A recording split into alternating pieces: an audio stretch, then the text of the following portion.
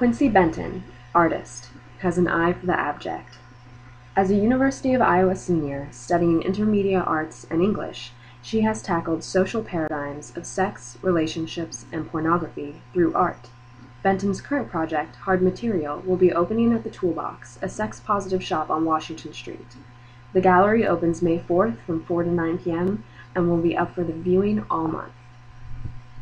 If I want to do it with like how you would re-lose your virginity by looking at Cosmo and by, watching porn and subscribing to the things that you see on dating sites. And one of the assignments I gave myself, because I'd never really watched porn, was that, well, if I'm going to do this, I have to watch porn, and I actually found it was really boring most of the time. And so I'd be, kind of skipping through trying to find the interesting part, and it would always take time to buffer, and I started looking at the images that were just frozen on the screen and eventually just threw up a piece of paper and traced it and really loved how abstract and kind of lovely the image was compared to, what might have been going on in the video. And however I felt about that, I felt very tender towards this drawing that I had made. And Quincy's art's really interesting because it's really about the echoes of images and how images echo through culture and how those images can be manipulated to create new images, which I really respect and like a great deal. I think, especially as a woman, I just was kind of sick of being told that porn was something that was frightening and that it was something that shouldn't turn me on. And I mean, honestly, I didn't start watching porn until I did this project, but it made me realize that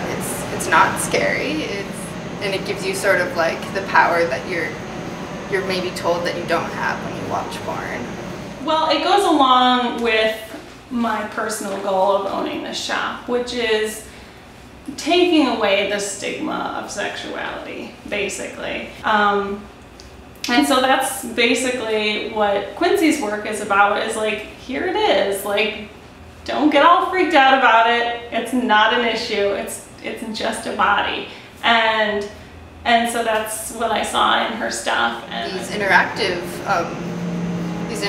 pieces where I have a reel going and invite people to start and stop and run through. Sometimes they'll stand back for a while, but once they see people, manipulating the images, sometimes they'll kind of like defile the image. I had this guy who sat for like 20 minutes and drew this amazing piece.